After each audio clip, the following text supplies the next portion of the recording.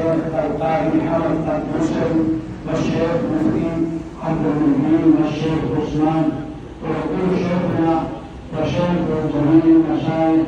واستاذ الاساتذه ورئيس الجامعه الحقانيه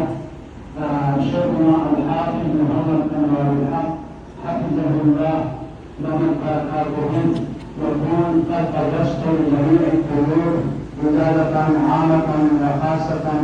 عن جميع المشايخ من جميع المدارس. مدارس اور مساجد خانقاہوں سے محبت ہے، مشائخ اور علماء سے ہے